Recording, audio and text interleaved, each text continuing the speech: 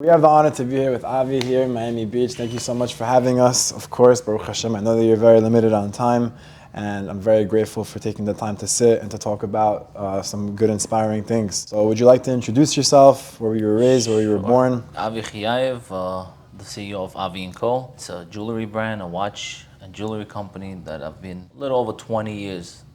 Been working on it. Moved here from Israel when I was 14 years old.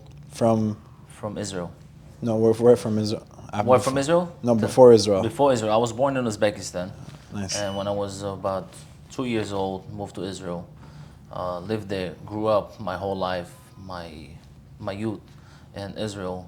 When I was 14 years old, my whole family moved here from Israel to New York, not to Miami, to New York. Started really with almost nothing. I didn't come from a broken home or broke home where we didn't have, thank God. I grew up with always having everything at home. Do you have siblings? Of course, I have a younger brother and I have a younger sister. Beautiful. Yeah, I'm the oldest one, I'm the Bechor. Beautiful. Where'd you live in Israel? Tel Aviv. Tel Aviv. Kiryat Shalom. Nice. To be exact. You're familiar with Kiryat? I was born in Israel. Okay. Yeah, or It's you a were there. nice small neighborhood in Tel Aviv in the center. You know, I had my whole life over there. Everything I learned from there. I was always basically outside. I was never a guy that was sitting home. I was always with the friends, riding bikes, doing all kid stuff. Moved to United States, to New York when I was 14 years old. Went to school, to Forest Hills High School. After work, I was working as a delivery boy in a pharmacy in Queens Boulevard. I was a delivery boy doing different type of deliveries, what is errands, what is medicine. Also, I was doing the box cutting in the basement. Thank you so much. My man Jackson. Thank you, Jackson. This is my guy, Jackson. What's up? What's up? So yeah, I was cutting boxes, doing everything, shoveling snow. When the snow used to come, I used to go around, and was hustling, helping my parents. Always, my whole team was always helping my parents since a young age. Beautiful. I was always a family man. You know, got to New York, then I started working in a jewelry store down on Canal Street. My mom's cousin, he had a jewelry store. I went over there, 14 years old, telling him, hey, take me in. I want to work. Wow. This and that. I'll come for the weekends. You know, I was working over the weekends. I started as a salesperson, 14 years old. You know what? I didn't know English when I came here. Really? I didn't have, yeah. Wow. When I came to the country, I basically knew yes or no. I didn't know anything. I started working in the jewelry store. A lot of fun, 14 years old, talking to, selling hip hop jewelry to different from all over the world. It was a good experience. Then at 15 years old, I moved to the Diamond District. I worked for somebody else in the Diamond District for a year. Then at 16 years old, I decided that it's time for me to open my own place. At that time, my father was a watchmaker in Long Island. There was the shoe store. He had a little booth over there, and he was fixing watches and just repairs and stuff like that, which I worked with him also in that store. And my mom was always an accountant. She's still an accountant. She's with me now, actually. My whole family is with me today. Thank God, Baruch HaShem. My whole family, it took me time to get to the point where I could bring everybody together. And today, thank God that my whole family is together. Thank God. So my mom was an accountant, 16 years old. I go down to Canal Street. And this is a true story. I go back to Canal Street for 47th Street. I said, I want to be back in the hip hop. 47 is more of engagement rings, tennis bracelet, more elegant stuff. I want the noise. I used to like the noise. I used to like going to the club, giving business cards, just hustling. Like, there was no Instagram, there was no social media, there was no cameras, there was nothing like that. For you to know somebody, you really had to find them. Yeah. Yeah, so I went down to Canal Street. Canal Street at that time was full. You can't get a place. Every store that you see, there's 4, 5, 10 different vendors over there that pay high rent just to be there. Fake watches, fake clothes, fake bags, real jewelry. There was a lot of jewelers over there. So we couldn't find a place, Then I looked in another block, also close by. I found a nice place, negotiated a deal, saw how much money we need. I told them, okay, give me the lease. I took the lease, came back to my parents. I'll sit them down. I said, guys, I found a store. I want to open a business. At that time, I'm 16 years old. I don't have any money to back it up. You need money for opening the store. You need money for construction. You need money for showcases. And the most important, you need money for jewelry. You gotta buy jewelry to sell. What are you going to sell? So we sit down and I tell him my idea. My father tells me right away, "You out of your mind? You're too young. You're 16 years old. Keep working and eventually we'll see what's gonna happen. I'm not doing it." Spoke to my mom. He left. Spoke to my mom. Convinced my mom. My mom always backed me up. She looked at me and she said, "What do you need?" I said, "Everything you got." So basically, she really invested everything she has there, and they both invested in this whole operation. Wow. They believed in me. You know, both of my parents believed in me. It's And huge. it's amazing. It's everything. My father gave me his blessings, and I think this is one of the most important thing in life is when I do any decision, any location I open, anything I want to do, new house I want to buy, a building I want to buy, anything, I go to my father. My father, you know what? He's not the guy to overthink things. He just, you know what? When he gives me his blessing and he says, "Do it," it goes. When my father ever says, "Don't do it," and it happened one time, when he told me don't do something, and I still did it, I'm still trying to recuperate whatever I can. Wow. Basically, yeah. So I believe in it. They gave me their blessings. We went, we gave deposits, everything. Then we went to 47th Street, and that's where everything started. You know, went to 47th Street to different wholesalers to be able to buy. And the way it works is you used to give deposit and you used to give credit. They used to give you, weekly pay, monthly pay, whatever it used to be, whatever the deal you make with them. Usually it's a weekly. So we come over there, I pick out jewelry, say it's $100,000 in jewelry. Now, you make a deal, how much they want up front, how you're gonna pay, and the most important thing, they give it to you upon trust, right? They give you the merchandise, they're hoping you're gonna come back and pay for it. They ask who you are, who you know, there's references, there's a whole system over there. But the most important thing is, when I was taking it, one guy, when I just started taking it, we made a deal, I said, "Listen," he said, "Kid, in this business, your word means everything. The deal you made with me, make sure you stick to it. Because here, once you break your word, you cannot buy it back. Forget about it. No money in the world will help you to buy your name back." And you know what? I got so shook about it, where that was my biggest fear. Because your name, in my opinion, even today, I think, Tov Shem Shem and Tov, the name is... I was thinking that. It's true. Yeah. I believe in it fully. I believe in it because you can have all the money in the world, but if you have a bad name or something, you screwed somebody, and people are sitting down, Yeah. and that one bad thing is there is no price for it. Me, thank God, as far as I know, people tell me, "Oh, I heard about you, I hear you, this, that." I always say good things, right? Because it's very important for me that there's always good. When you speak about my name, you gotta speak good, and that came from that whole time when he said, "Make sure you come." And we made a deal. This is the amount you pay me every week. And you know what? Sometimes business goes up, sometimes business goes down. It was always important for me to keep my word. If I tell you something, I have to do it. Stand by it. I have to stand by it. If there's issues and I can talk to you and we can understand each other and you understand, no problem. If I say something and I stick to it. I think it's very, very important. This is what made me, because there was a time upon my life where I lost everything. I lost everything I had. And you know what? God helped me in a way where I didn't put my head down, basically. You understand? You didn't get discouraged. I didn't get not discouraged. I saw that people really there for me because of my name. Some people, act differently, and you see how things go with situations. But a lot of people backed me up and continued believing in me because who I was before, and the fact that I lost everything did not mean anything for them. And these people are still in my life, you understand? There's people that I'm grateful forever.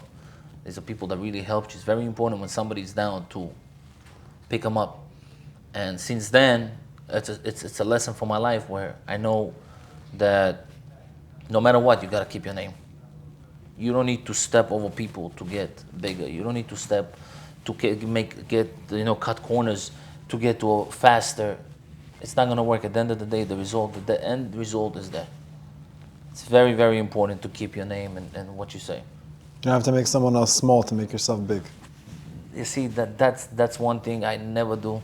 And my business, especially being a jeweler, there's so many different people. I try to be friends with everybody in my industry. Like literally every jeweler you're gonna ask, jewelers I'm talking about now, they're gonna tell you, Avi is good people, we have a good relationship. even though we deal with the same people, I know how to maintain the respect and understanding between us. Just to be genuine. You have to be genuine. And this is the key to success, is to be 100. Who you are is who you are. This is what you got to reflect to people no matter what happens on the way. You understand? You got to stick to what you can't change the script.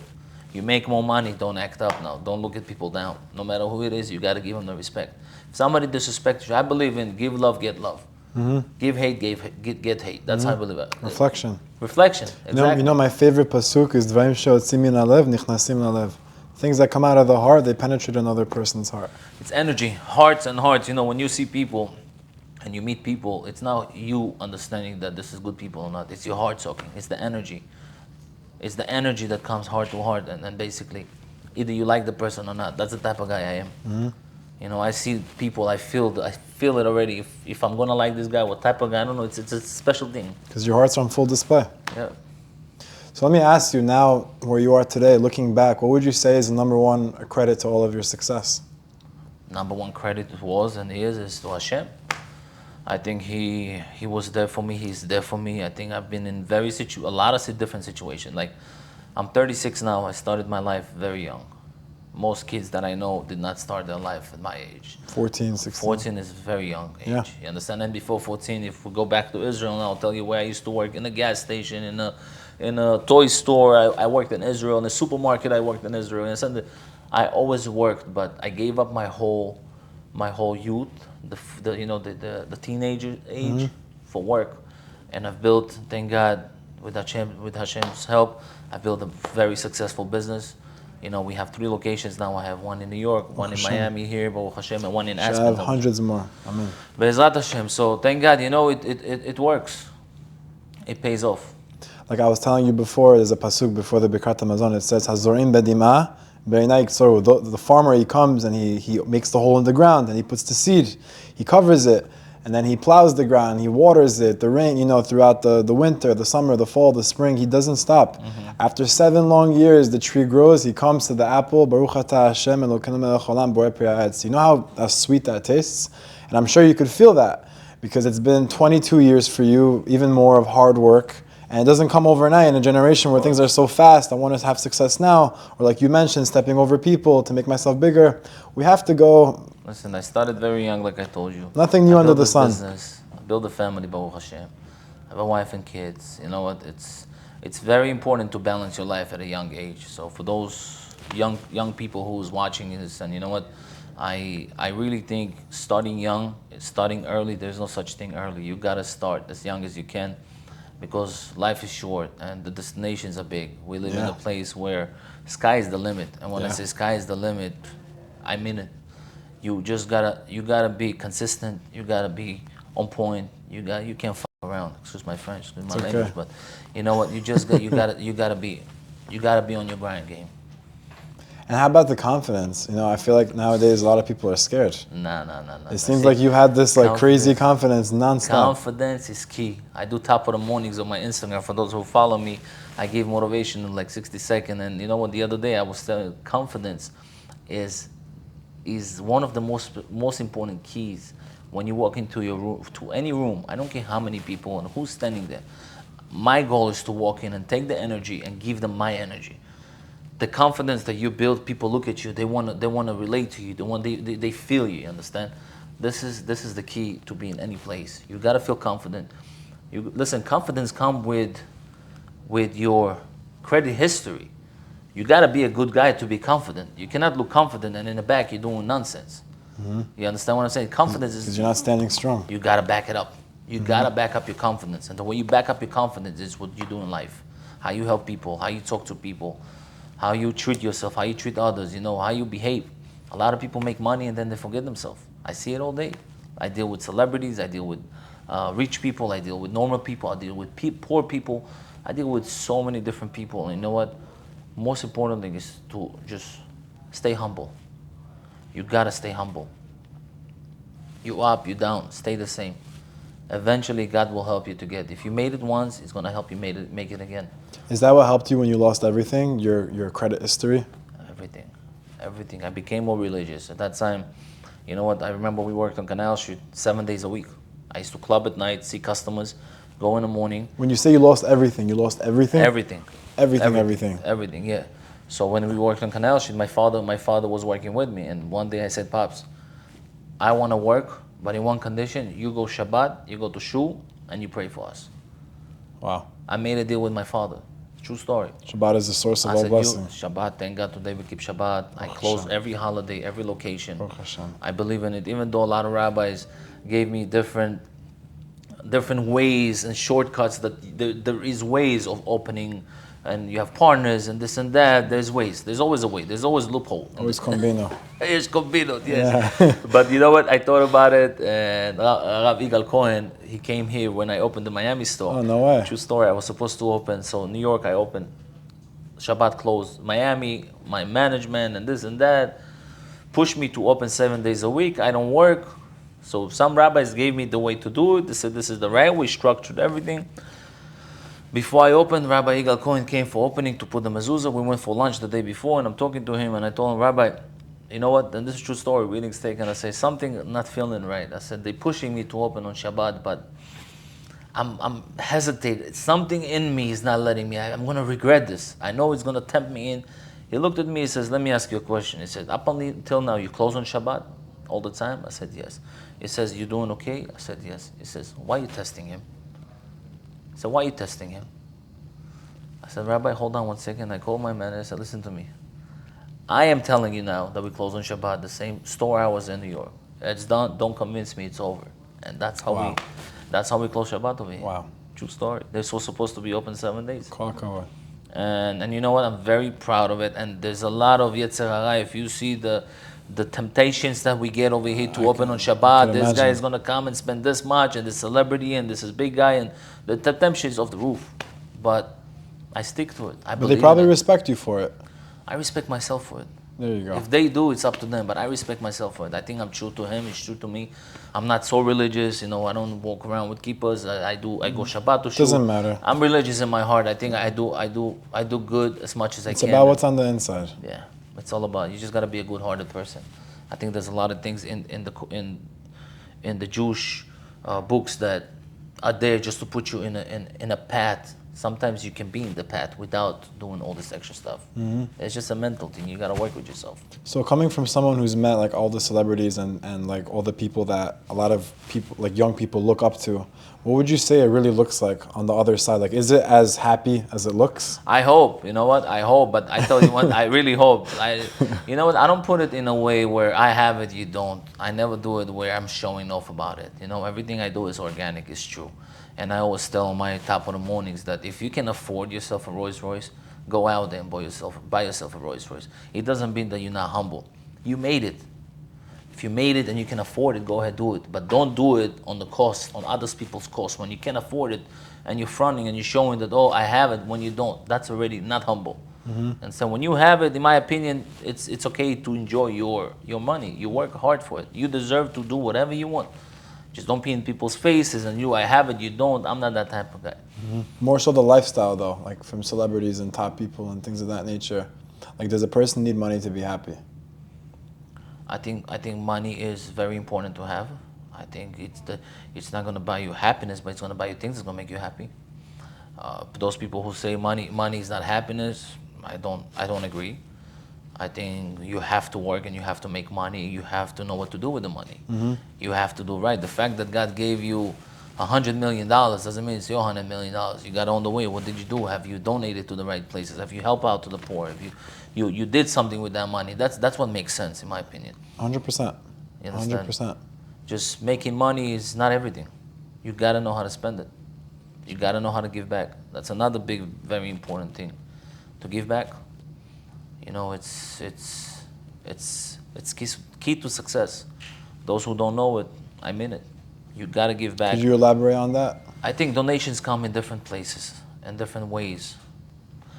Some goes to shul, some goes to mikvahs, some goes to soldiers. There's different type of donations that you can give. I think I personally enjoy giving to the poor, like me and Rabbi Vaknin and Shlomi, we have a mini organization where we give out before the holidays. Beautiful. $300 bingo cards. I think it's 500 now because everything's is expensive now. So $500 bingo cards.